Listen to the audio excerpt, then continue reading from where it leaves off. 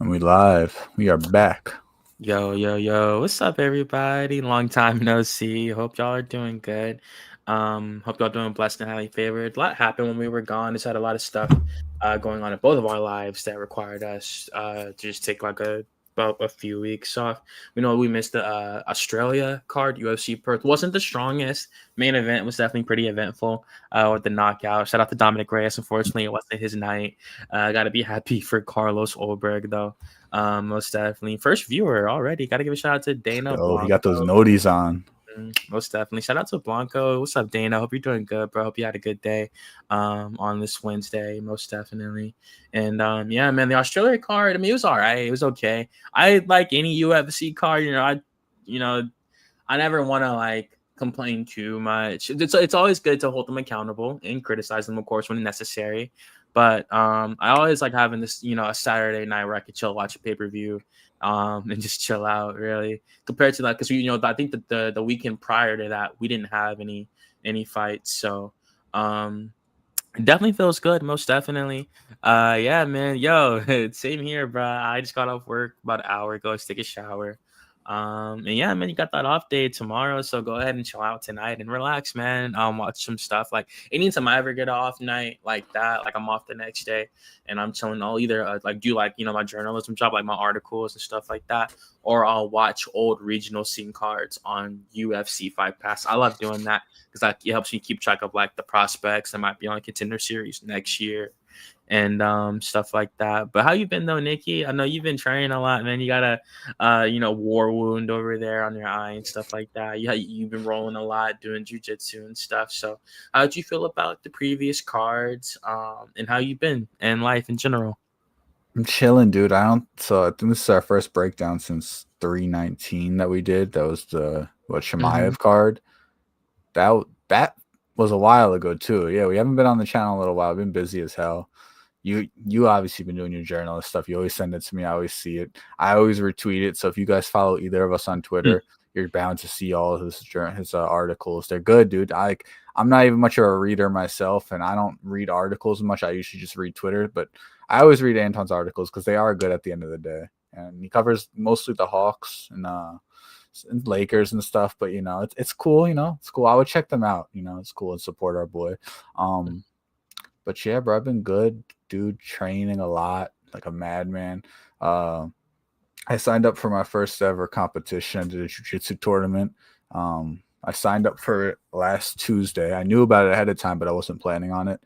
But then I signed up for it. I had to go from 212 down to 205. I ended up going down to 201 because Mm-hmm. weight cutting is different than you think. Like you have to be prepared not to like drink water and all this stuff. So I was nervous. I undercut. I was down to 201 on Friday night. I was home trying to make it through the night. I was like, my boy was like, dude, you're 4 pounds under. You're able to drink up to 3-4 pounds worth of water. So like convert it to ounces. So I was good, dude. I woke up that morning, got there, weighed in. I was so nervous, dude. Those Mm-hmm. those jitters were eating me alive.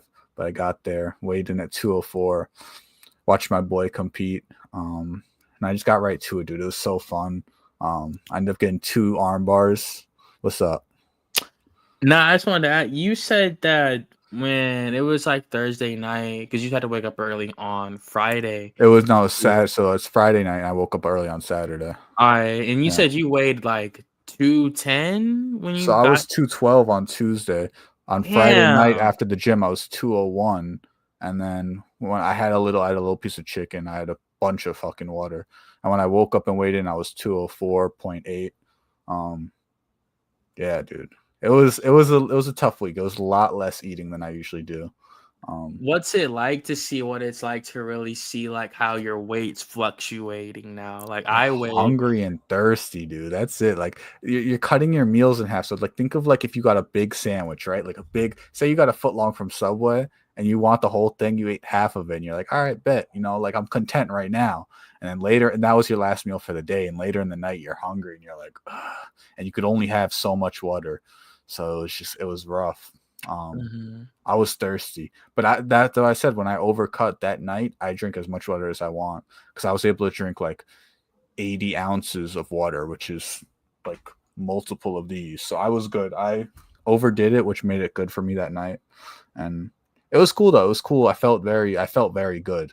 Just that like 10 pounds. Like right now I've been eating good for a few days, but I felt good when I was at the lowest. What are you doing to shred the weight like that? Isn't like a bunch of cardio with Bunch of a fucking foil? cardio, dude. I sweat so much when I roll, dude.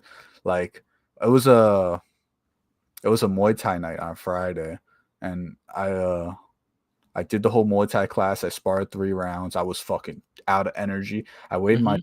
to see how much the sweat took off, and I was like 204. And I'm like, I wish I was a little lower right now. Then some dude was like, yo, you want to roll? I rolled with him. Nice fucking good round. Showered, washed all the sweat off. I was 201. So like when I do jujitsu, I sweat a lot, dude. It's very that high paced jujitsu, not just like some looks like the real high paced jujitsu. I sweat a lot. And that's it. I wasn't doing much outside of that. I didn't have to like hit a salt bike or anything or go for real runs or hit the. I know if you really wanted to though, it's like a sauna is the best way or those hot baths. And I guess this is my last follow up, like before we get to the card or whatever. What do you like at this point? Because you've been doing it for damn near a year at this point. So how do you like what workout do you prefer to do at the gym when you arrive? Do you like to do striking? You like to do wrestling? You like to do jujitsu? Like what do you prefer the most at this point? Like it depends because we have different days for different stuff. Some days you walk in and we're doing like it's always you walk in and it's usually the intermediate or the beginner classes. So it's like either a Muay Thai. I always prefer jujitsu personally. I love striking. I love Muay Thai. It takes a lot. You have to be locked when you're doing like striking. You always want to be clean and precise. And when coach is telling you like it's like clean that up, clean that up, clean that up, and it's like you have to put in so much more effort. And with jujitsu, it's the same thing. You still have to put in the effort with jujitsu, but like jujitsu flows a little better, you know? Like as a bigger dude, if I want to throw my kicks right, I really got to extend those hips and turn it over and get the knees up in there. But like jujitsu, you just flow, you're going through the positions, you're doing the warm-ups and stuff. I prefer jiu-jitsu personally. I'm in love with it. um Super fun. You get to do some crazy positions, transitions, submissions. It's all fun. So I would definitely And say then, jiu-jitsu if I had to pick one, dude. so now like now that you're training for fights and stuff, what do you think you'll like to implement the most in the cage? You think you'll want to like strike more? You think you'll want to go for takedowns? You think you want to do MNR rolls? Like what do you think? Dude, leg locks would be fun. It's hard. Leg locks is a dangerous game in jiu-jitsu. That's why so many people really can't do it. Like you see Walter Walkers getting these heavyweights with submissions, which is so crazy. It's so dangerous because you're on a leg lock, you're probably on your back like 90% of the time. You know how easy it could turn into a ground and pound situation and put you out. But like Charles is really good at it. Like I love leg locks and I know how dangerous they are in jiu-jitsu. But when you could do it right, like Corey Sandhagen, we're going to talk about later. I mean, he almost ended Davison Figueiredo's career with a leg Yeah, with the lock. injury and shit. Yeah. It's cool. I think in MMA, it's a lot different than like regular. Like when we train MMA, it's so much more different than jujitsu because now you're trying to do something, you're getting punched in the face. It's like, oh, I can't really do that as well no more. And you try and strike with someone, now they're trying to shoot at you and take you down. They're really good wrestlers. It's like, oh my god. And when you stand up, you're like, and you're just dying because this dude's putting pace on you. It's interesting. People got to respect these dudes. Like they're good at what they do. Fighting like the dudes the highest, like yeah, that's why like you'll never see me like call a fighter like a bum or like disrespect the fighter, man. I just like to witness the action and like the history and like I always say that in all professional sports, especially being like a journalist too. I even like seeing Atlanta teams take losses and stuff like that. I'll just be like, just like we just witnessed the history at the end of the day. And I know we're about 10 minutes in. And witness the history is what we're gonna do on UFC 320. You heard it right, Ultimate Fighting Championship 320. I remember when we first hit 300. That was about 2 years ago now, in April 13th, I think it was. Yeah, man, like it's crazy we're here now. It's a good card. We can go ahead and pull it up on Tapology. Go ahead and get a survey of the 14 fights I think we got this Saturday. Like it feels good, man. We haven't had like 15 fights in a very, very, very long time, unfortunately.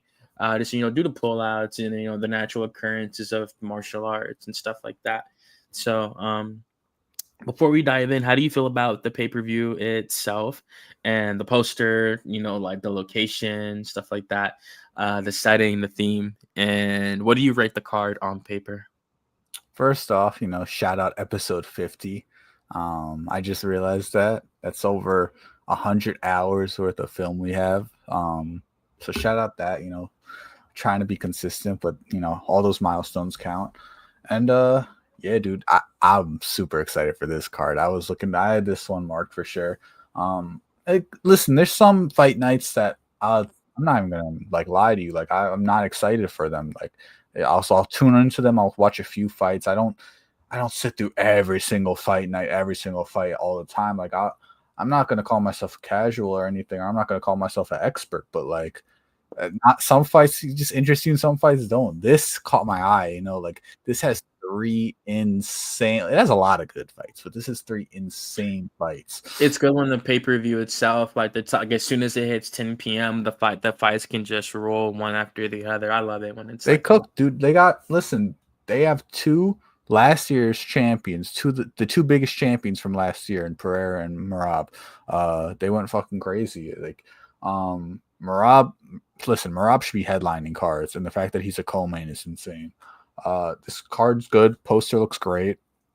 I saw some people putting Roundtree and Yuri on the poster as an edit because they wanted them on there, but I think it looks good. I like it a lot. Yeah, man, it's interesting. It's an interesting card, interesting rematch here. Seen a lot of takes that I don't agree with, but we'll get to that. We'll get to that. I like it. I'm excited. Early predictions, dude. I think this pushes a 9, especially the way the night has to close out. With Merab as the co-main. Merab, no matter where the card's at, a Merab fight will turn it up because he's a showboater. He became a showboater, so he's always going to push the card a little bit. No, I agree, man. Like for me, it's always a pleasure. Like I like witnessing like all-time greats in action, dudes that have like diverse styles. Any champion that because it's hard, man. Some people have different standards and shit like that. I think if you're a champion, and you defend it twice, like you could say like you're an all-time great for the division.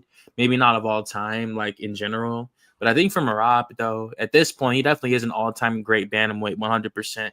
One of the best 5 to ever put on a set of gloves in mixed martial arts. So I think at this point, it's a pivotal title defense for him. This is number 3. He Sean, won it. Umar. It was Sean. Umar was the first one. Sean was the second. This is number 3. So, if he beats Corey, he just has one more title defense before he can officially, literally declare himself. Like it has to be purely opinion for anyone to deny him of the greatest bantamweight of all time in martial arts. So it's always good to witness the all-time greats in action with Merab, another all-time great in Alex Pereira. Just had a real off night in their last fight. I think it's going to be way better than the first time around. He knows, because he knows he has heavyweight in his back pocket. But I think the competitor in him, he's definitely going to try to win this fight for sure. He seems way more relaxed this time around, going to haunted houses and stuff like that with Nina Drama and shit. So I do think that he's going to have a pretty good performance here. Same with Ankalaev. I think, again, it's going to be a really good fight. Ankalaev has potential to become an all-time great. He's definitely extremely well-rounded. He has to, just keep being himself. I think the fans, certain fans like him, certain fans don't. At the end of the day, the fights sell, and he's trying to learn English. He's trying to talk trash. So I do think he is a nice guy when you encounter him, with his team and stuff like that. I do think he's probably really nice. And yeah, man, I think it's gonna be cool. It's cool to finally see Corey get that undisputed title shot. He fought for the belt back at UFC 267 in Abu Dhabi. When he fought for the interim title, of course, that was on 5 weeks' notice. So it's good to see him get like a full camp this time around. 100% knew he was fighting for the belt after the Davison fight, and he wasn't always with What's his coach? Trevor Whitman, yeah, he's been in Denver. Like he's been He's with been with Whitman Elevation the whole Fight. career. He's been with Elevation Fight Team, but he Okay. just started training with Trevor a few fights ago. Okay. Yeah. But Okay. they're So he all switched up in over. Denver, and Elevation Fight Team, Justin Gaethje and all of them. Yeah. I mean, because so like how it goes, I used to call them Team Onyx and shit like that because these, they train out at the Onyx Sports Center that Trevor Whitman owns. That's because Rose doesn't really train up there like that anymore because she'll be in Minnesota, I think, or like it's somewhere where there's snow. I know that, and because with Rose. Obviously, she's a future Hall of Famer, stuff like that. But in Usman, obviously, Trevor. I think Trevor still has Usman even right now, and obviously he still has Justin. Justin has gone nowhere, and he has Corey now. So, and I only say that because Justin would go to Elevation Fight Team. Elevation Fight Team is where Curtis Blades trains at.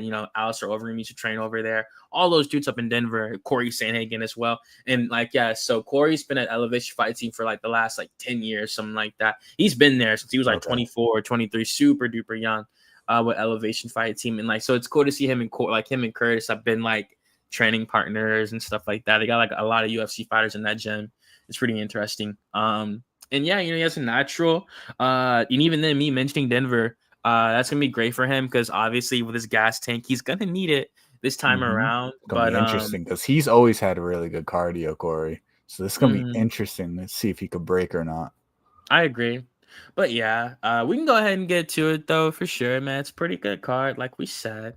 I want to thank you all for joining us, whether you're viewing or in the chat. Thank you again. Yeah, we can go ahead and get with the first fight of the night. Veronica Hardy versus Brogan Walker. Brogan Walker, the Ultimate Fighter veteran. Yeah, man. So for Veronica Hardy, I've been high on her. I always thought she was really good, just kind of underrated. She would.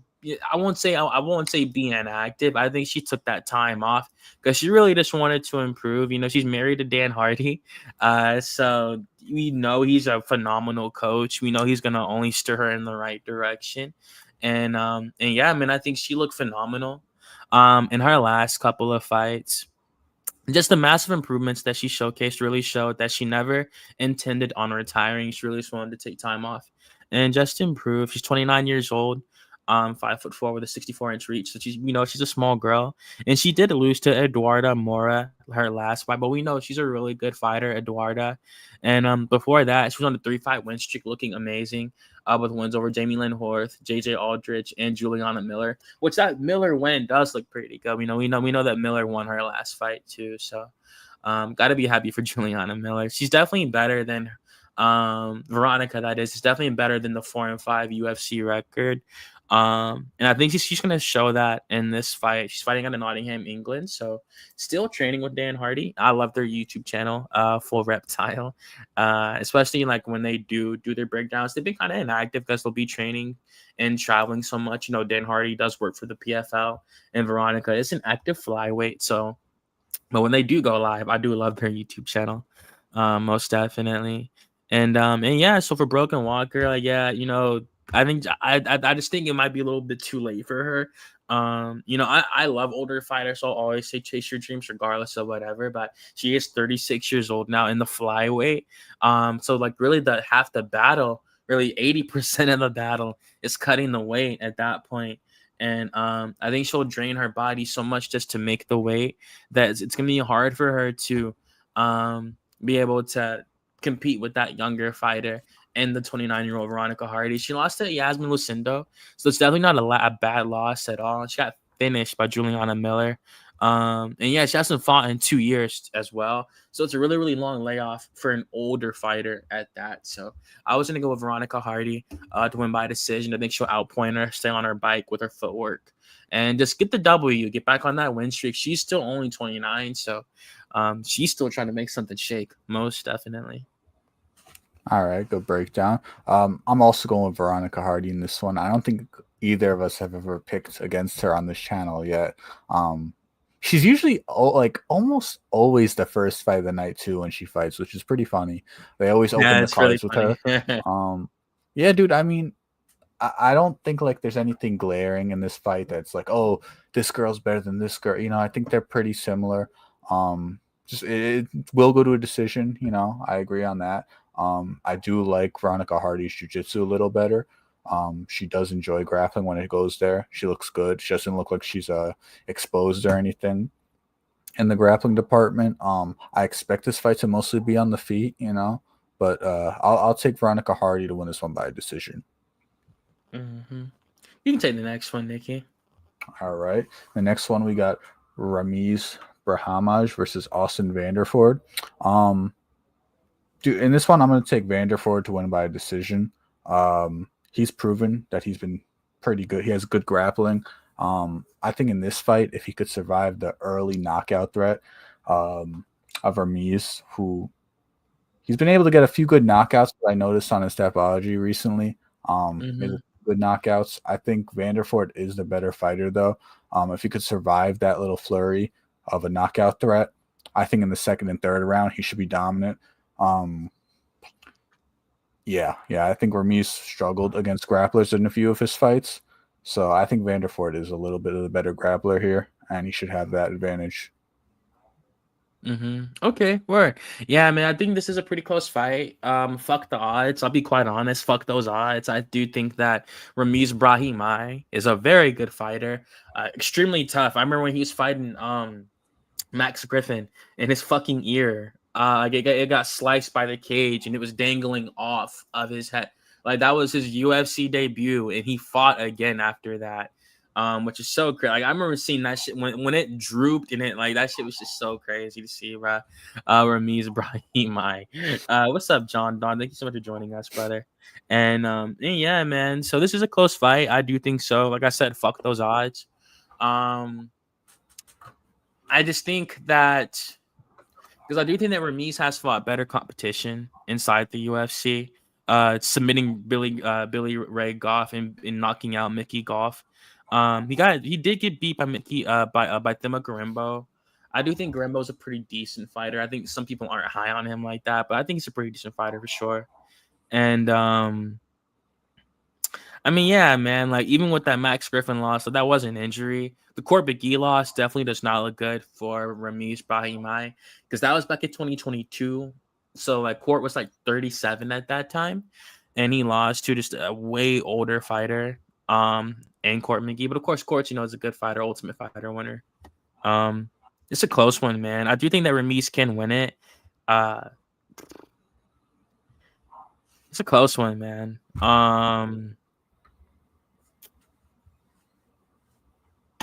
I'll go with Austin Vanderford. I just think like with this mixture of styles, I think that Austin's the better wrestler, and I do think that Ramiz tends to grapple. And I think that Austin's gonna be able to get the takedowns, get the control time, maybe even get a submission. I think he'll be the stronger wrestler. Because he's coming off 2 finishes in his last 2 fights. So one first round finish in the second round. So he's been more aggressive in his last few fights, man. Like it's really been fun to see. He went 5-2 in Bellator. His chin is kind of suspect. I'll be quite honest. His chin is really suspect. But yeah, I do got Austin Vanderford to win this via submission in round 2. We're moving on up the card. Yeah, just tracking along. It's a decent set of prelims, especially like, with Punahele Soriano.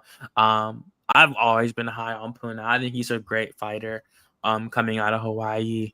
I just think when he was at middleweight, like he was just fighting way bigger guys, being a 5'11" dude with a 72.5-inch reach. And I think at 32 years old, we're now going to see the prime Puna, a mythical fighter, prime Puna. And I think he'll be able to get a KO here, man. I'll be quite honest, bro. I was going to keep it short with this one. I think Punahele Soriano can KO Nikolai Baratenikov. I got Punahele Soriano by a first-round KO, similar to the Udos Medic knockout, which I also picked him to win that via first-round KO as well. All right. I like that. I see where you're coming from with the knockout. I think Soriano's going to win it, but probably by a decision. Only because Red Nikitov, he could take a few hits. I mean, you saw it in the Prado fight. Like Prado's the same like archetype, I guess you would call it, like someone who could just bite down and throw really hard. That's kind of what you got in Soriano. So I think it'll be pretty similar. Just it is a harder hitter, right? This is a middleweight coming down. He's 2-0 now at 170. So I mean, he has some he has a new era of his career, I guess you could say. And I would say he's a harder hitter than Francisco Prado. But Brett Nikitov could definitely take the hit. I think it'll be similar. I don't think Brett Nikitov's going to win this one, though. He did win the last fight. I think it's going to be a tougher. Soriano's really good. He lands hard, bites down on his mouthpiece, and he'll just hit you.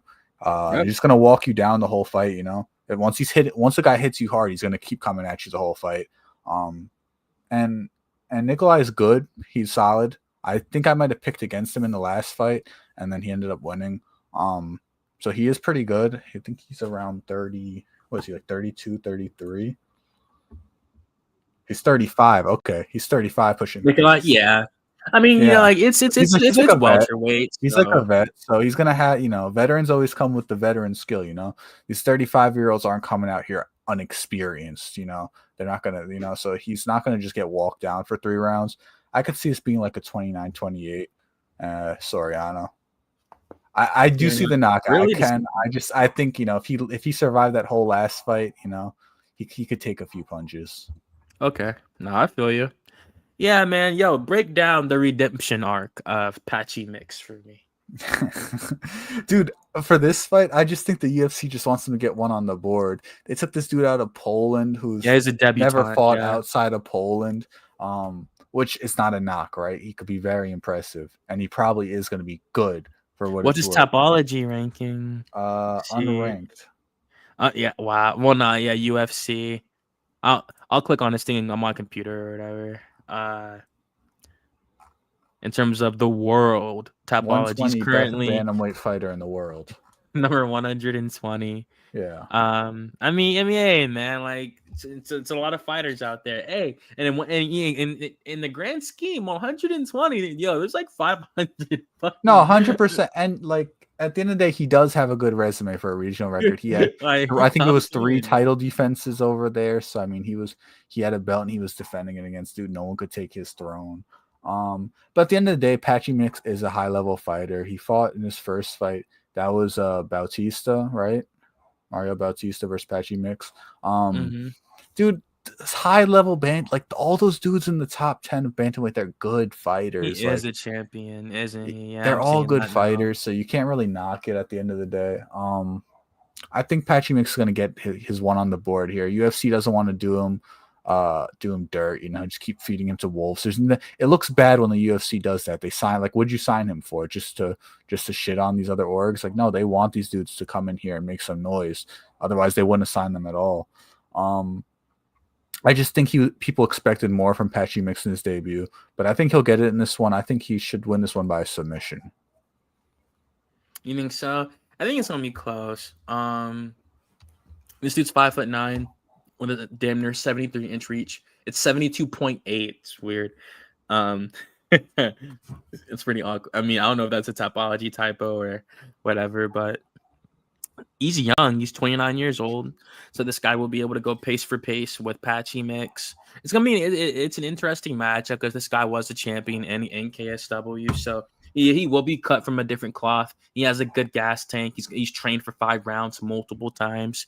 And the guys he was beating, 12-3, 9-1. Yeah, man. Like I do think this guy's definitely proven himself on the regional scene. He's 16-3, so he definitely has a good record. He's a heavy favorite though. Patchy's a heavy favorite though, regardless of the circumstance.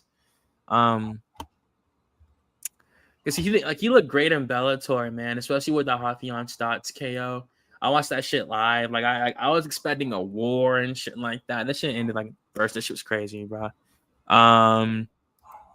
And yeah, man, I do think he's still a good fighter. I just think he underestimated Mario Bautista way too much. And I think Mario Bautista is a really, really good fighter who might give Umar Nurmagomedov some problems in New York.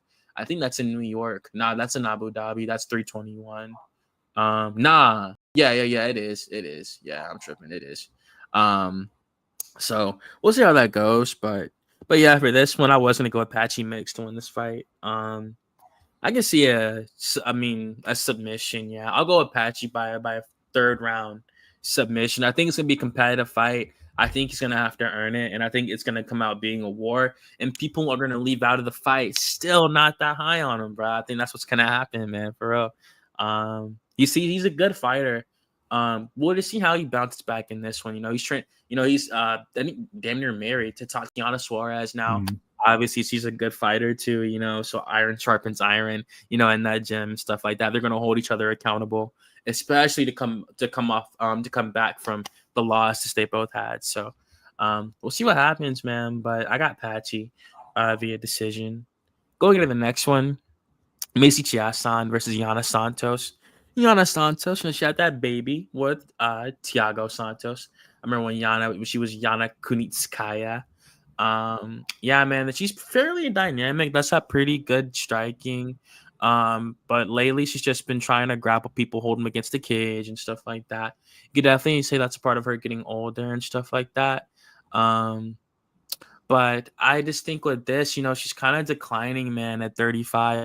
I know that Macy's only 1 year younger than her, but I think after having that baby, like, it's gonna be kind of hard to come back and still have that same athleticism and that same explosiveness that she once had prior to giving birth. Not saying it ruined her career or anything like that, but she's getting older, and like we've seen her KO, like when she got KO'd by Irene Aldana.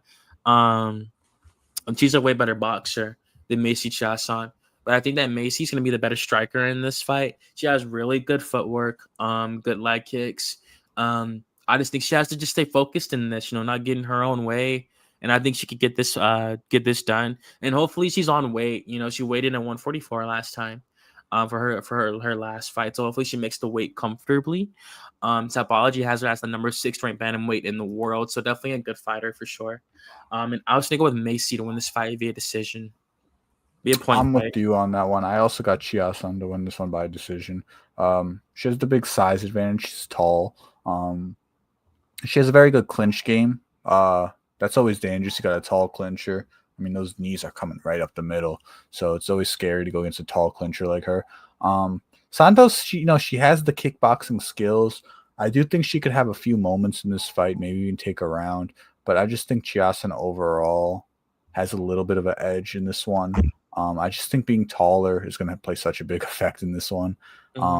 It's going to be a point. It's a point battle, A lot of women fights, I did notice, like from a betting perspective, and not even betting, but picks are the same thing as betting. It's a point battle, and just each jab is just that 1 point per round, and that's how you got to see it. Like sometimes, I notice a lot when I pick on women fights, that you pick someone, you're like, how did they not win this round? But like, oh, she did this, but it's like, yeah, but she just didn't have the same output. And that's all it really comes down to with them, because there's not a lot of shots that they land where it's like, whoa, unless there's two really good, strikers. Like Irene Aldana. Yeah, like an Aldana or like a Ketlin Vieira. Like some of those girls just really punch a lot harder. So I'm going to take Chiasson to win this one. I think it'll be pretty close. I think maybe another 29-28, where Santos could take a round, because she does have good kickboxing skills. But yeah, I'm going to take Chiasson. And yeah, not to leave my man out in the cold right here. I'm sorry about that. Yeah, man, just to answer your question, I mean, Alex. I mean, yeah, I think Alex, I think he would, MVP with the footwork would give him issues for sure, but at one point they will engage and he will land a punch, and if he clips him clean on the chin, I think he would have knocked him out cold, for sure, most definitely. He would have gave him some problems with the distance management and the footwork and the kick, and if MVP would have won, it would have been a really, really, really boring fight. Best believe it's Alex chasing him the whole time. But I think Alex would have landed eventually, especially knowing Pereira. He's a 5-round fighter, so that fight would likely be 5 rounds, and I think he would get the finish for sure. Listen, both their hands are going to be down, so it's not like those MVP's game wouldn't translate as well as someone who keeps their hands up. Alex isn't worried about putting his hands up to guard a head kick or anything, so it's much different. He's not going to be able to style on him the way he styled on everyone, pretty much, right? Because he has to worry about the same thing coming back. Those hands are low. That's why Alex's kicks are so snappy. Those hands are low. It's able to quicker rotation. You don't have to be up here. It allows for more flexibility. So I just think his game wouldn't really get off against Alex at all. Plus, Alex is so explosive, dude. He charges in at you one time. You stumble, you're going to get put out cold because Alex is bigger, stronger, hits 3 times harder. So I'm taking Alex in that 100%. Also, would it be MMA gloves or boxing gloves? Kickboxing gloves. Mhm. Right? Yeah. Oh yeah, like MMA for sure. I If think it's he's gonna. MMA gloves, Alex is going to put him out so bad, dude. And like the thing is, it's not a bad question because MVP is 6'3". So Mm-hmm. he's a tall guy himself. Pereira, it says 6'4" for Alex. I think he's like 6'6" or something. Like when he was fighting Israel, even when they were in the cage, no shoes on or nothing, he was like Israel was looking up at him a little bit, bruh. So I do think he's like 6'5.5", 6'6", something like that for sure. Huge motherfucker. Best believe it. The fact he was even making middleweight shows you how Insane. disciplined of an athlete that he truly, truly, truly, truly is. Best believe it. Do not underestimate those dudes, not for a second. And yeah, man, going into the next one, I'll let you have this one. You're lucky because I'm really, really high on the Basharat. Basher, now we got Daniel Santos versus Juice Oh first. fuck, yeah, my bad. This one. I got the topology You pulled up take that on next my one first. I'll start with this one. for sure. Dude, listen, Daniel Santos is a dude I've always picked. I've always liked these new guys coming out of shoot This is box. Zombie Junior. Dude, listen, I'm rocking with Jung Yu in this one. I think he's gonna get this one done by a knockout, bro. His first fight, super impressive, super slick knockout he got in that one. He know what he brings to the table. I mean, it's not a lot that we've seen from him, right? He only has the one fight in the UFC. It was a very impressive debut, and we know he could punch crazy. His counters are super slick. He looks like he's just floating in there having fun. Daniel Santos, he gets hit a lot. He gets just tagged all fight long. Not a big fan of that. Fighters should just continue to get hit and they don't adapt to that, And he's put on some great war Sandos in his past fights, but just continuing to get hit over and over again is just really bad. He's been improving in each fight. His jiu-jitsu has been getting much better as we've seen. But there's always just the question marks with him, just how much he gets hit. He's looking daisy, look whatever, and later in the fights. I just think there's no doubt the power Yu has. Do you know in the fight, like what's I don't know if this is like a crazy question. What like his last name would be considered? Is it Yu? Like you on the what's what they put on the screen? Yeah. Ju Song Yu. I mean, So we'll find out it'll be Saturday Santos night, versus but you. Okay. Yeah, I just like want to make sure I'm looking at it's like you. So nah, yeah, yeah, you're I good. got It's I okay. got Jusang Yu. I think he's gonna win by a knockout.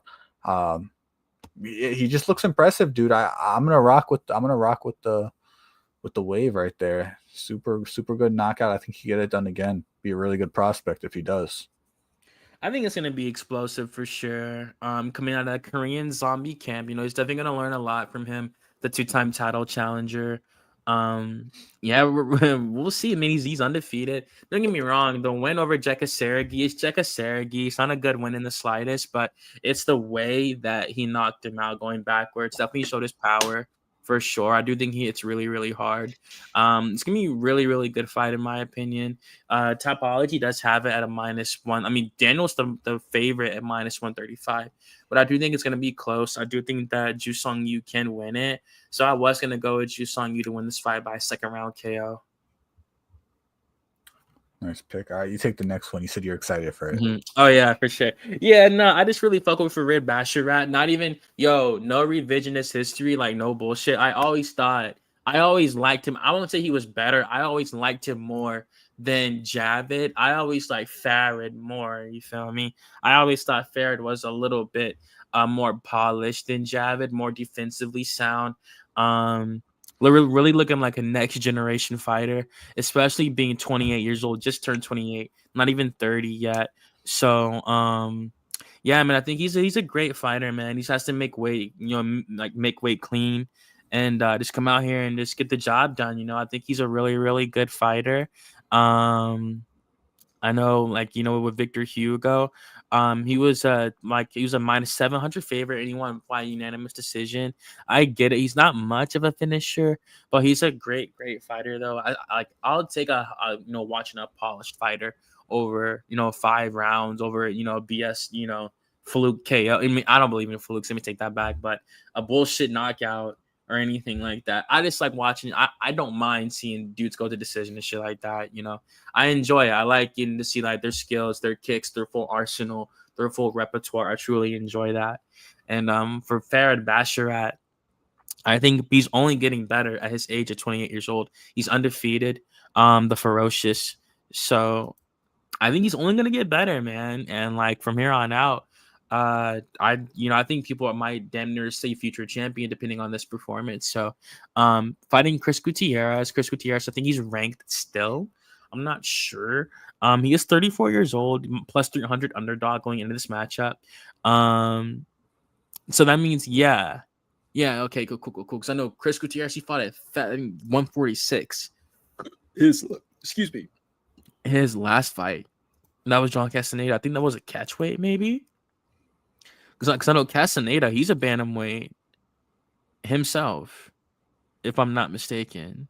Yeah. He's a bantamweight himself. So, I guess they just took that at 145 or whatever. I forgot about that, but like I just think that Farrett's gonna be able to get Chris Gutierrez to the ground. I think Ferris can be prepared for the strike game. Chris Gutierrez, he's pretty dynamic with his kicks, but I think that some of his wins aren't the best looking back on it, like Frankie Edgar and stuff like that. I thought Song Yadong really showed he was a way higher level than Chris Gutierrez in their main event, and I think Ferris going to come out here, piece him up on the feet when he has to, but really get the takedown to get the control time. I was going to go with Farad Basharat by another decision. I think that's the only reason people aren't talking about him like that, because he gets a lot of decisions. But he's a really good fighter, though, and I don't see anyone beating him anytime soon. And he's super young, just turned 28. So, yeah. All right. So my logic here, hear me out, is both these dudes are decision guys, right? Decision merchants, if you will. The odds on this one are so split for two fighters that are going to leave it to the judges, right? I think it was plus 300 plus 300 minus 400 for two dudes who me and you could both guarantee this fight's going to a decision, right? I mean, like in his last 5 fights, he had 1 submission, and don't get me wrong, Fareed definitely has the ability to submit. He has like 7 submissions in his career, I think, or whatever. Right. He is elite, and he's the wrestling brother, and Javid's the better striking out of the two of them.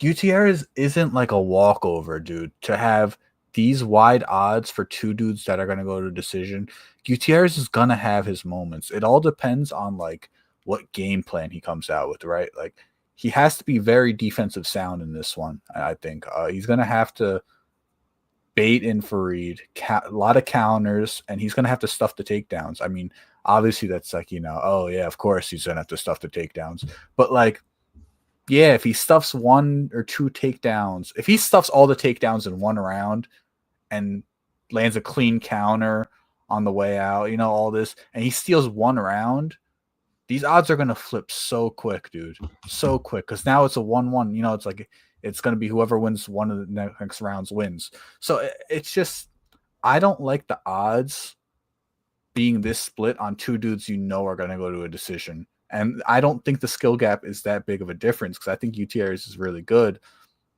I think he's had very bad game plans in some of his fights where he didn't stick to it and he started straying off and getting too strike heavy or whatever. I think I could be eating my own words, and Basharat could take him down and control him for 5 minutes of a round because he has that skill. But I'm just gonna pick Gutierrez. That'll be like my pick. Like I always like to get one pick on a card that's super wide odds. Just tell Vegas to go kick rocks, because Vegas always does this, and they give you like a plus 1,200 guy. You know what I mean? They always do this, and I think on this card it's the plus 300 here. I think this is, if someone's trying to make money, I think it's this fight. Like we said, we know it's going into a decision, and I could almost guarantee you Gutierrez is going to take 1 round, right? You got to give him that, right? He could take 1 round off Basharat, right? So that's like a guarantee. Now, if 1 more round is close, you think the UFC put in a fix to make sure Basharat wins a close? No, you know what I mean? Like if he loses, he loses. Doesn't Javid have a loss, right? Javid, yeah, he got finished. He got KO'd. Actually, I think. Exactly. Damn, Like I think he these might dudes have two. aren't like invincible. They aren't the prodigies. They're not going to be protected.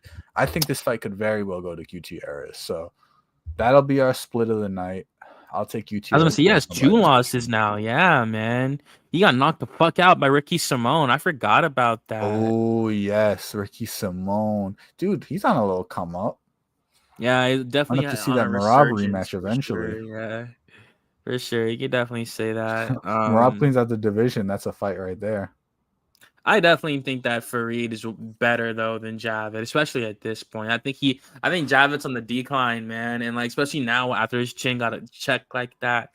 I think Fareed's gonna dominate this fight, in my opinion. We'll see how it goes. Like Chris is definitely the better striker.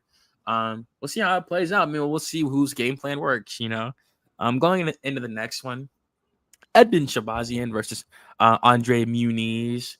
Yeah, man, it's a pretty decent one as well. I always like watching Edmund fight. I was watching him bed. He has a family now, has a baby boy, Robert, his name is, and of course he has a wife. This dude came into the UFC at like 21 years old. He was when he got that the head kick knockout over Brad Tavares. He's still only 27.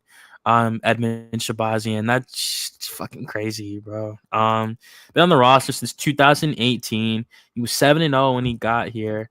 He beat Darren Stewart by split decision during the Ultimate Fighter finale. He was 21 years old when he took that fight, yo.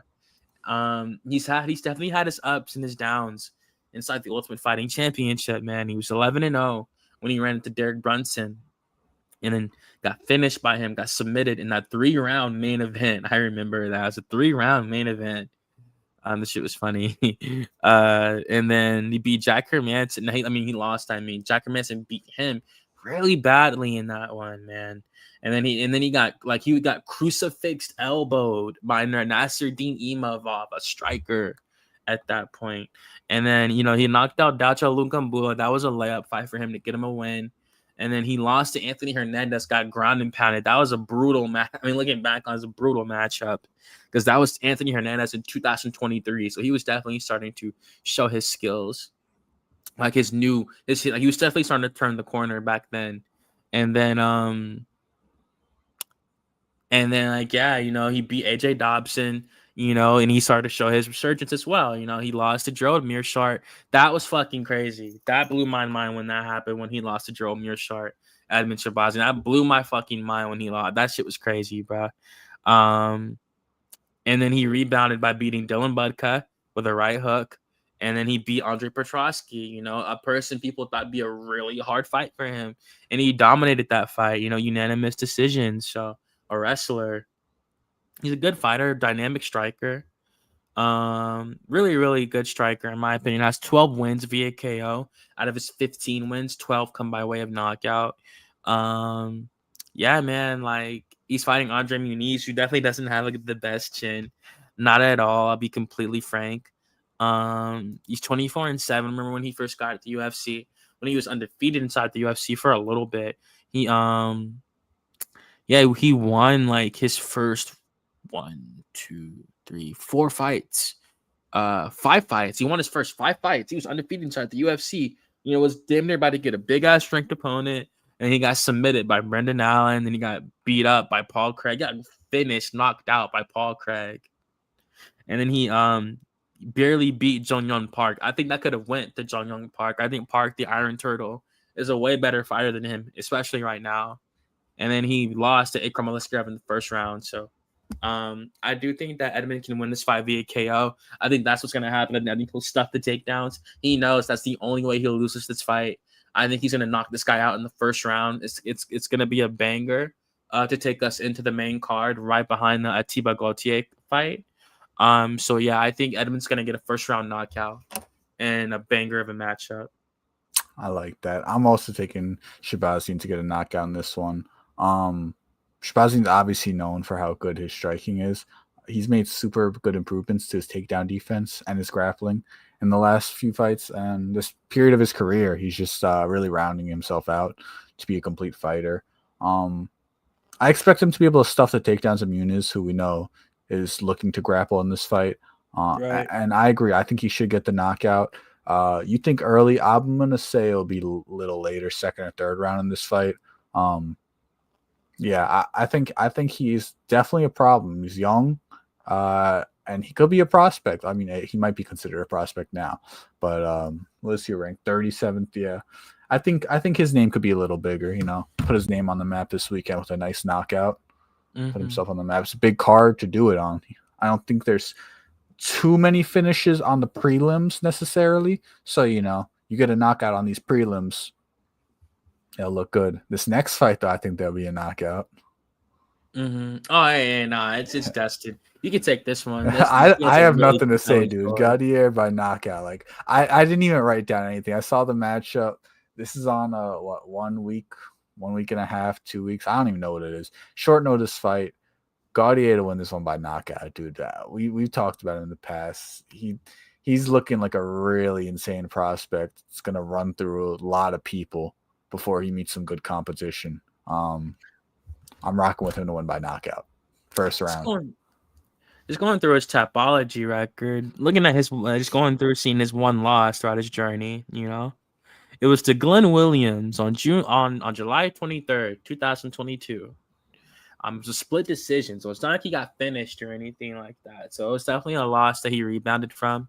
Won 7 in a row after that. Yeah, I mean, I think he's looked great, man. They found this guy. He has a really good story coming out of Cameroon. He's 6'4" with an 81-inch reach as a middleweight.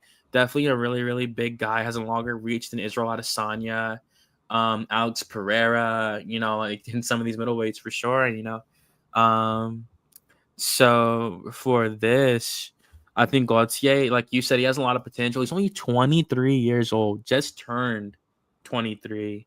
So by the time this dude's 27, 28, this motherfucker might be a monster, bro. I definitely think at one point we will see him move up in weight. It's gonna be hard for him to make middleweight like come 30 years old and stuff. I think he will be on the UFC roster for a while. I think they like him a lot.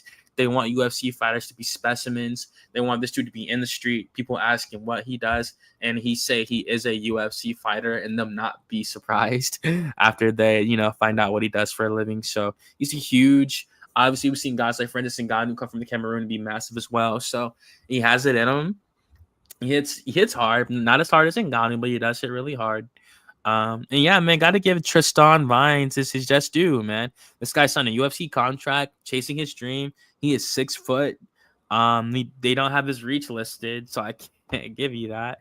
But he's taking this fight on like a week's notice. His last fight, he actually had a fight coming up on October 10th. So he's not taking this. He's not like, literally off the couch. He definitely had a camp for sure.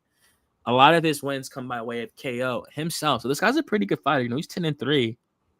I think the size disparity is going to be too much, and I think the potential. The sky's the limit for Artiba Gauthier, and the UFC know that. So I think they're gonna give him a good matchup in this one, and I think Gauthier's going to knock him out in the first round, and Hines going to bounce back from this. Hopefully, go down to welterweight and just go on from there. Hell yeah. Let's move into this main card. Going to the pay-per-view opener. Let's go ahead and get to it. Most definitely. It's a good pay-per-view, man. It's good, man. I like it. I like it when all 5 fights are like that. You can just roll boom, boom, boom, boom. Like one after the other. You can crack a beer, roll something up, whatever you guys like to do, and just enjoy it, man. Like, just enjoy every storyline. There's not too many storylines on this pay-per-view. The top 3 fights definitely all have storylines for certain. But yeah, man, we can get to it, man. I'll let you break down the first one. Go ahead. All right, so we got Joe Pyfer versus Abus Nurmagomedov. Abus Magomedov. I said Nurmagomedov. LOL.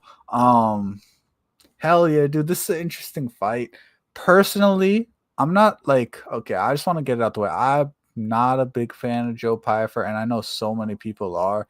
Something about him irks me. I don't know what it is, dude. Something irks me. I just want to get that off my chest before I give my pick. But say it again. Oh, Joe Pyfer. Dude, I don't fuck with bro either. Yeah, I can't put my finger on it, but it just irks me. But Listen, he's shown how heavy his hands are. There's no doubt. Like you could hate a motherfucker as much as you want. Like do what you want, but you can't deny skill. That dude got heavy fucking hands, man. Uh, Listen, he put down Kevin Gastelum like twice in that fight. That's no easy thing to do. Like a full fed Kevin Gastelum, you know what I mean? Like a full belly. He didn't. Kevin Gastelum wasn't like drained of anything. That dude had a big ass belly in that fight, and he got put down twice, dude. And Kelvin's known for how good his chin has always been. He's a headhunter though, Joe Pyfer, which has its flaws. I mean, yeah, you're always going for the head. You always have the best chance to knock someone out. I don't know if Abus is going to be the person to expose that. He's a good fighter in his own way. It's hard. Abus is a really weird one to like even break down for me, because it's like, what am I going to like give him the credit for? What I do know is Abus manages distance really well. He has a slight reach advantage in this fight. So he's going to be able to manage the distance well. Pyfer's just going to follow you all fight. Like he's not a guy who cuts off your angles and wait. He just follows you all fight. And if I'm just going to go off the Gastelum fight, because that's his most, he just walks, follows, and looks for that heavy right hand, dude, all fight. And I think Abus is going to be managing distance well. He'll be, moving around, getting off the center line. I think it all changes though if Joe does land one of those right hands. It changes everything, Then Abus is just going to be retreating to the cage. I don't see much grappling in this one. Don't be consumed by the last name Magomedov. Abus is a striker in my opinion. He has wrestled in fights, but he had some cardio issues earlier on. It's looking like it's better. It's looking like it's he's fixing that. I'm gonna pick Joe Pyfer to win this one by knockout, unless on the off chance Abus could just break his spirit in this fight and stop him from walking forward. That's how it's gonna go, right? Like Joe's just gonna follow him all fight and land these big strikes, and the crowd's gonna ooh ah every time he throws something. And unless Abus just hits him on the nose or something and backs him up, that's how the fight's gonna go the whole time. Because a few teeps, he's gonna back him up a little bit, but he'll come right back at you until you put him on his own ass. So I'm going to take Joe Pyfer to win this one, though I really don't want to. I'll take Pyfer to win this one by knockout. Yeah, no, I mean, I'll be honest, bro. I just don't fuck with him because like that Mexico shit, man. That shit really pissed me off, bro. Talking about a whole state, like a whole country, shitting on a whole country because you got food poisoning or something, like calling it a shithole. Like, come on, man. There's children that live there, innocent children, innocent people that work really hard to, raise their families and care for others, and just saying like their way of life, their culture, their everything is a shithole. I'll not like fuck with that, I just don't fuck with that shit. That's some bullshit. I was gonna pick Pyfer by KO, or I think just stylistic matchup. We'll see what happens. We'll see how far he can go. But yeah, I just don't really fuck with his personality. I'll be completely honest. And like, even if I not saying I would talk shit that you do in person, I'm not an asshole or anything like that. But like, I wouldn't go up to him or nothing like that. You feel me? Not like he gives a fuck. Not like he would give a flying fuck. It's like, why does this guy want a picture with me? But it's like, nah, man. Like, I'm just saying, like, what you put out there, like, I'm just back to you. And I thought that was some fuck shit. You want to be completely honest. So, yeah, man, that's it, really. But moving on to the next one. For me, it's like I got like a sensor, bro. Like I don't like, my boys are saying like, yo, bro, you're white. Why do you hate all these white dudes? Like, I'll be like, oh, I don't like Chet Holmgren or something. They're like, why, bro? Because he's white. And it's like, no, bro. It's just like I have this sensor in me when I don't like someone, but I can't put my finger on it. You know what I mean? And Joe Pyfer hits that reasoning for me. Like, there's certain athletes and shit, and I'll be like, I don't like them, and they're like, why? And I'm like, I can't explain it to you, bro. But like, there's something I don't like about it. Right?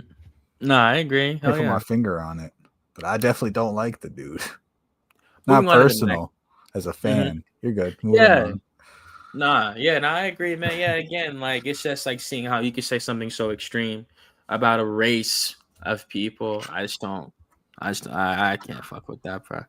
And yeah, man, moving on. Josh Emmett versus Yusuf Zalal. Yeah, man, it's a pretty interesting matchup to say the least. I think Josh Emmett's really underrated in this fight. I'll be quite honest. Plus 290 is pretty absurd. I think he's fought the way better competition. He's shorter. He has a reach disadvantage, but he's nullified that before. He can wrestle, but we know he doesn't like to use it, especially at an older age. Really just wants to go for the knockout like he prefers. Has one of the greatest knockouts of all time with the KO over Bryce Mitchell. And for Yusuf Zalal, he's a good grappler, good striker. And his spinning heel kick KO over Peter Barrett. Well, it wasn't a KO, but he dropped him with it. That was a beautiful, beautiful, beautiful, beautiful spinning kick, and that was before he got cut. So definitely a way better fighter now. You can see it; it's evident. He's at a new level. He's still only 29 years old, just turned 29, so he's still really young. It's a close fight, man. I just don't know. Like, should he really be minus 390, minus 400, bruh? After that Calvin Kattar shit, I just don't know. What do they see in Josh Emmett after that Lerone Murphy fight that just makes it seem like he's falling off a cliff like that? I think it sounds crazy, but it's like a lack of skill. Like, he relies too much on one singular punch, which is an overhand right, to knock out and win him the fight. It's not like he has these rounds when he's just out striking dudes by numbers, because he'll even get outnumbered. Like, you could keep breaking down, but it's just like he just doesn't do enough, and he's just headhunting that one punch the whole fight. And when you got these technical fighters like Zalal who are just much better everywhere, I see where they're coming from. There you go. You can finish your break. Oh, yeah, shit, my bad. I was just listening to you. I'm sorry. No, Bro. Again, I just think that it's really disrespectful, man. Like, knowing the danger that Josh Emmett possesses and what he's capable of. Like, he can wrestle too, man. I said it already, but he can mix it up if he wants to. And I don't want to say his back's against the wall. He was just in a main event, and now he's fighting on a pay-per-view right after that. So they definitely still favor Josh Emmett very highly. But he's the one that's fighting the up-and-comer in this fight. So like, they know what's going up with this. But he can win this fight. Absolutely, he can win this fight. Fuck, man. Like, it's just like, I want to pick Josh Emmett, man. I do. Because I think if he touches that chin one fucking time, this dude is going to sleep, bro. He's going to fucking bed, bro. He's going to sleep. And it's like, can he avoid that for 3 rounds? Like, it just depends. Like, he has to gain the respect on the feet super fast, Yusuf Zalal, bro. Fuck, man, I want to pick Josh Emmett, bro.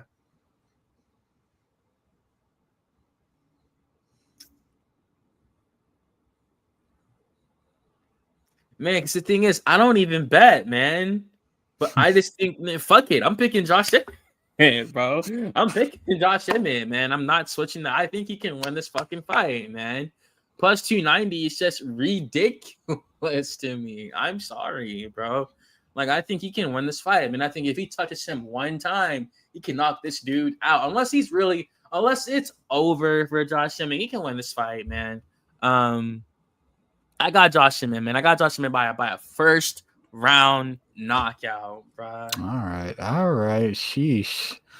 Well, I'm gonna have to disagree. I'm gonna take Yusuf Zalal to win this one by a decision. If you did watch the Embedded, you got a little sneak peek that Josh Emmett was training with TJ Dillashaw for this fight. I don't know for how long, but he has been getting work in at TJ's house. Like I said, Josh Emmett is an overhand merchant, if you may. I look at it very simply. Like, he either will or he won't knock you out. He either will win the fight by knockout or he won't win the fight by knockout. Like, it's as simple as that for me when I'm looking at a Josh Emmett fight. That Bryce Mitchell fight, for however much longer he is going to fight Josh Emmett because he is 40. That's how I look at him now. Zalal, I mean, he has the advantages in the body length. He's younger. He's quicker. He's more technical. It's hard to pick against Josh Emmett because, like, you could just, like, imagine putting even $5 or $500. You know how quick that money could just empty out your bank account from one punch that you didn't even see was about to happen. Literally just one shot him. Like, imagine you're playing like Call of Duty and like you're playing Search and Destroy, and someone just like throws a tomahawk at you and like, oh, you died. It's like, damn, right through that all the way up in the air, and it just came down and hit me, dude. Like, it just could end it all right there. So it's hard to pick against Josh Emmett confidently, so I wouldn't think this is a good line. At these odds either, this is terrible to bet on if you're picking Zalal. But I for just pick wise, I do think Zalal. I think he's the more technical fighter. He's on this resurgence in his career. I didn't get to see the first half because I wasn't watching MMA at the time. But it's nice to hear that he is resurging from that, bouncing back from that. So I'm gonna take him. I think his speed, his skill set. I think if he game plans this right and he knows what to avoid with Josh, I think he could put on like a masterclass, if you will. That's what happened with Yeah. Ilya. I'm not comparing him to Ilya, but I mean Ilya knew what to not get hit by, and when you're not getting hit, you're the one that's hitting. So it's that simple. It's not that simple, but from our seats, it's that simple. So yeah, I'm gonna take Zalal to win this one by decision. See what happens, man. It's gonna be a banger for sure, bro. Moving on to the next one. From from here on out, the card is just like Fucking this next insane. hour and a half is just like this shit's insane. Yeah, man. You can break this one down, man. I'll let you have this one, bro. I'm gonna save my pick for the end of the breakdown of here. But this fight, I got a lot written down here because this fight is super, super interesting, dude. Roundtree is another fighter who's on a resurgence in his career. He's been looking really good, dude. Super explosive. He's a technical striker. We all know he has that Muay Thai style that he fell in love with at this point. He's really finding himself as a person. He's been more vocal of who he is now. At this point in his career, he's like listening on Joe Rogan's podcast or wherever you're going to listen to him. I definitely, even if you don't like Joe Rogan, I would still listen to the Khalil Roundtree podcast if you're an MMA fan at that. He's a really cool dude to just talk MMA on there. Awesome. Yuri Prochazka, dude, the most unorthodox fighter in the history of fighters. He doesn't block with his hands. He's just all head movement, or he'll block with his forehead. Like right there, he like leaves it out to get punched with. His only losses have been to Alex, if I'm not corrected, in the UFC. His only 2 losses, right? Yeah, they're only to Pereira. Yeah, back to back. Yeah. I So think that's not a knock, one knowing how between. great Alex is, and even if you don't think Alex is that great in all perspective, Roundtree lost to him too. So if we're gonna play it like that, those were Yuri's only 2 losses in the UFC.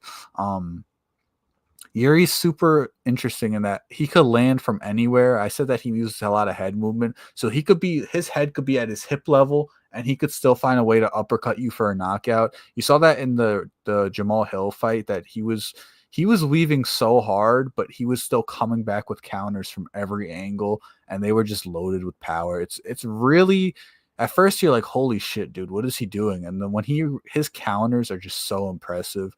The way he strikes, and it's the method to the madness, dude. That's what made Tony Ferguson so good. That's what makes Yuri Prochazka so good. It's that unorthodox style that you don't see what's coming to hit you. So yeah, he could finish from anywhere. He overcomes adversity so well. We've seen it in multiple fights. We've seen it in the Glover fight. We've seen it in the Rakic fight. He's down and he's up out of nowhere. I didn't know he was winning that Rakic fight until he was on top, landing ground and pound. I thought Rakic won the fight. I thought the fight was going his way until it wasn't. I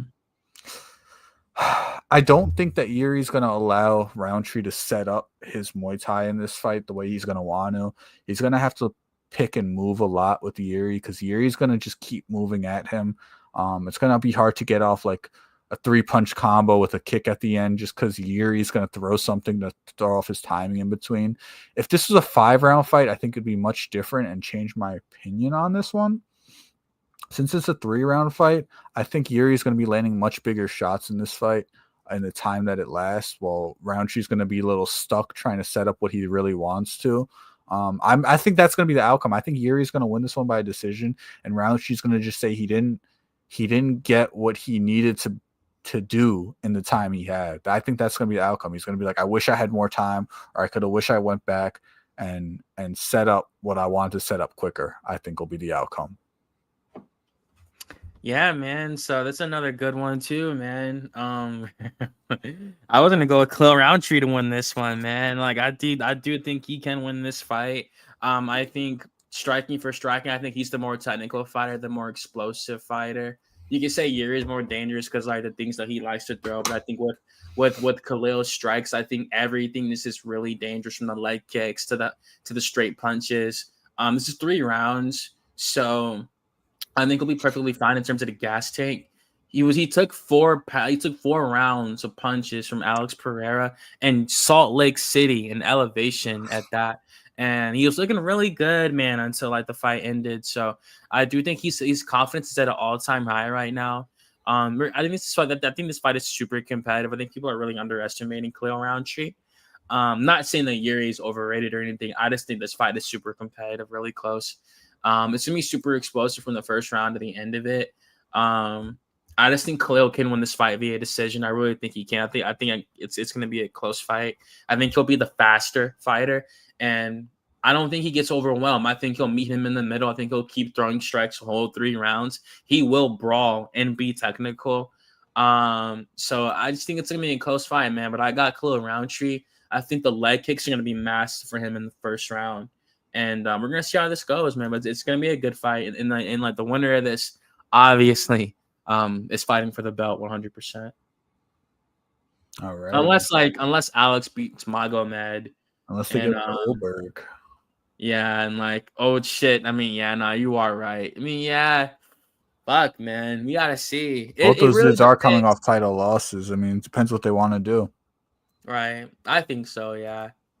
No, you're right. Yeah, because he did he KO'd Reyes too. So we'll see what happens. We'll see what happens. Definitely a lot going on in light heavyweight for sure. A lot of good fights. Going into the co-main event, Rob Dvalishvili versus Corey Sandhagen. Yeah, man, this is a great co-main event in my opinion. 2 high-level fighters, championship fight. Always love the title fights. 5 rounds, championship on the line. I always love the belts. Bring out the gold, most definitely. This is where the history is made. The more important history, the literal ultimate fighting championship. So we'll see, man. But it's a close one in some people's books. You feel me? But for me, I think that um, I'm not gonna do it like that. I'm gonna break down the fighters first. Obviously Corey Sandhagen, this is a massive moment for him. He's a great striker, good grappler, getting in better with the wrestling.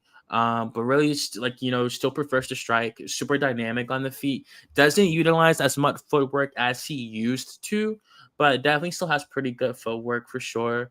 Just likes to be more aggressive, sit down on his punches more, be more aggressive with the grappling and the wrestling. Um, like Nikki mentioned with the Figueiredo situation, he was going for heel hooks, and Figueiredo ended up getting injured, but he was looking really good until that happened, and and I think for this fight, man, like his method of his way to victory, like he just has to just try to meet him in the middle, like I guess try to stuff the takedown. If he can stuff the takedown, it's gonna be really interesting. If he can scramble, have some good scrambles, go for some good submissions off his back, stuff like that. I think that's where Corey can win the fight, make it interesting. And if he can stay on his bike the whole time and, stay out, jab away, stuff like that. But and for Marab, I think that his pressure is all he really needs to do to win this fight. Pressure Corey, get him tired, get him against the cage. I think he's the stronger fighter. I think he can pick him up. At one point, I think he will pick him up over his shoulder and slam him on the ground. I think that is going to happen 100%. And I think that it's gonna be a fun fight. It's gonna have a frenetic pace, but I think Marab can dominate this fight, in my opinion. And I was gonna go with Marab by a second round submission to finish this fight in round 2. This fight's interesting, dude, because it could definitely go Corey's way, and people are so quick to pick Marab. I think it definitely could go Corey's way. Marab's hard to beat, dude. There's one way to beat him, and we saw it. We got a glimpse of it from Sean O'Malley. I mean, even from Umar, yes, but we got a glimpse of it from Sean O'Malley first in that last round when you hit him with the body punch, and Marab, kind of cringed up a little bit, and we were like, oh, Merab's beatable. This all you have to do. You have to actually hit him. And you know what I mean? Like, you could beat Merab. You just have to go through that man's fucking will. And that's the hardest thing to do. If you could do that, you'll become a Hall of Famer right then on the spot. Merab's a total package of a fighter, dude. His skill set, what he brings to the table, dude. I don't think there's many fighters in the history of the sport that have what he has, and it's like, dude, I heard someone say that like he has like what Khabib had, but better, dude. And then people might be like, "Whoa, what are you saying?" Like, dude, the way Khabib brought people down to the ground was just like I'm here, and then he shot on you and got you down. But like Merab's striking is really freaking good. Like he's outstriking dudes like Sean O'Malley and Umar, dude, which is really impressive. I think what I wrote down is that Merab might have the best striking in UFC history to set up takedowns. There was not many people that strike to set up their takedowns better than Merab. And his submissions have been improving. He submitted Sean, and he's rolling. There's videos of him submitting people in the gym if you care about that. He's been improving. His striking super relentless, really good. Corey, on the other hand, super technical fighter. If you watch his YouTube videos, he breaks down a lot of the things he does. He trains with Ryan Hall over at 50-50. So I mean, he has some of the best leg locks in the UFC. He has the reach and height advantage in this one. If that should matter, I think it'll play a really big effect into Corey if he could win this fight. The one path I do see for Corey winning this fight is a submission. I do think, Merab's going to be on top in those exchanges. If Corey could get up, or he could transition him into a leg lock kind of scenario, like a backside 50-50 or something, I think it could get scary really quick, because if Merab tries to explode too quick, we saw it with Ilya and Charles. When Ilya got up so quick, if Charles could have brought him back down, his knee would have been toast, like completely toast. And I mean, Merab's the type of dude, if you grab his leg, he's fucking out of that bitch. He's running out of there. So I mean, if Corey does what he has to do and does it perfectly, there's definitely a way he could win this one by a submission. Yeah, dude. Well, the error. Yeah, I think Corey's gonna have to have his foot on the gas for the whole fight. If he wants to beat Merab, he has to take it to Merab. In the Umar fight, he kind of didn't. He didn't. He was kind of chill in that fight. I think he just has to let it all go. Everything, his striking, his wrestling. He's gonna have to wrestle the wrestler in this one. Realistically, though, I do expect Merab to overwhelm Corey in this one. You said a submission. I think Merab, surprisingly could win this one by a TKO. I think he could throw something Corey doesn't like at him, kind of stun him, get him against the cage, and finish him with strikes against the cage, get a TKO win. He got a submission and people didn't think he could do it, so that's why I think he could get a TKO on his thing, so people can't deny him anymore. I do think he's at that level of you can't deny Merab. So yeah, I'm gonna take Merab to win this one by a TKO. Is my cool fancy pick. Otherwise, a decision win is realistic. Yeah, man. I said round 2. I take that back. I think it'll be like a round 4 submission. I think it's gonna be a fun fight through the first 3 rounds, back and forth with striking and stuff. I think Corey's just gonna get tired eventually, man. I think Merab's not gonna. He literally does not slow down, man. He's like the only fighter to ever do that. So I think he's gonna be able to get him to the ground eventually and get that submission. And going into the last fight, yeah, man. Main event. I'll let you break down the main event since I've had the co-main. All right. So starting with the fighters, we got the UFC light heavyweight champion, Magomed Ankalaev. He's 21-1 with 1 no contest, 1 draw. That was against Kudabella, who he did avenge that and got his win. His only loss in the UFC was a submission with 1 second to Paul Craig. Other than that, he has had, I guess you could say, a flawless career over his professional mixed martial arts time. Listen, he is. Oh, my bad. He won draw with fucking Jan Blachowicz. My bad. Brain fart. The other one was a no contest, if I'm not mistaken. But yeah, he did have that. Other than that, he has been flawless. Say what you want. He has been good. A lot of people don't like him. Fighting reasons, not fighting reasons, whatever. He's good. He has knockouts. He's probably one of the more well-rounded fighters in the division at the highest level. A lot of these dudes are just strikers or they're just grapplers. Mm-hmm. He is one of the more well-rounded fighters. As for Alex Pereira, he is one of the more one-dimensional fighters, but he is the elitist of that, and that's why he went on that crazy run last year. One of the greatest strikers of all time. Dude, he's been close to flawless too. I mean, he did get knocked out by Israel Adesanya, and that forced him to move up. He was a champion at middleweight, got knocked out, came to light heavyweight and looked amazing there. One fight and a belt. And then he went and defended those belts, and he did it back to back to back to back. Some people thought he lost because he was doing it too quick. Others thought, he's outskilled, and that was what's supposed to happen. And that's what we're going to see Saturday. People think that he's not focused for this fight. You could think what you want. You don't know him. You don't know what he's doing. That dude's been fighting for so long. He has so many fights, dude. He was a glory kickboxing champion for so long, dude. You don't know what he goes through. He's been traveling. You don't know when he's training, when he's not. So it's not fair to say that to him. Especially how he took the hearts of so many fans of the sport, and then they just throw him away after a loss. It's like, oh, I don't want this toy anymore. It's like, come on, man. I don't like how people do that. Too. That's how I don't like how people do that, man. It's like, oh, I'm done with this toy. It's whatever.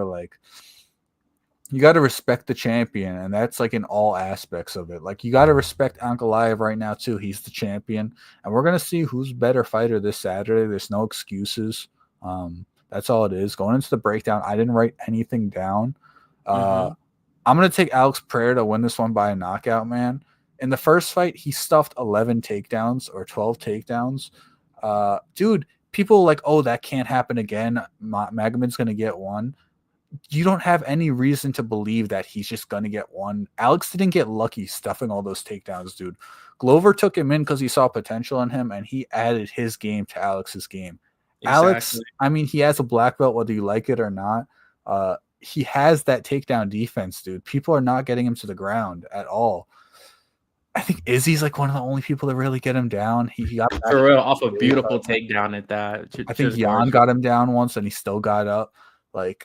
I think Alex he's gonna let his hands go in this fight. He did get outstruck in that first fight, yeah, but I think he's gonna let his hands go this fight. He's not gonna worry about the takedown. If you get taken down, you get back up in the next round, you knock this motherfucker out. I think that's the game plan. Ankalaev's good, but there's no improvement. He looks the same in all his fights, dude. There's no he's in the zone right here. This is Ankalaev in the zone. He's locked in. This is no. That's what you get from Alex Pereira. That's what round 4 versus Roundtree Alex Pereira. That's the end of the round going into the next one when he head kicked Yuri Prohashka twice. There's a zone that Alex gets into that he is the best fighter in the world, and he could prove that again so quick. That's in his blood, dude. He's been doing that for so long. I think Ankalaev, what you see is what you get.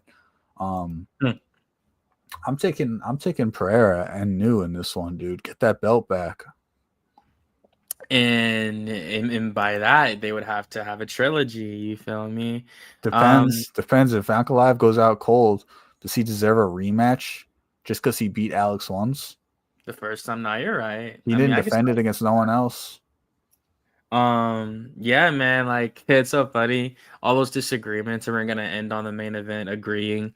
I was gonna go with Pereira as well. I think he can. I picked him in the first fight.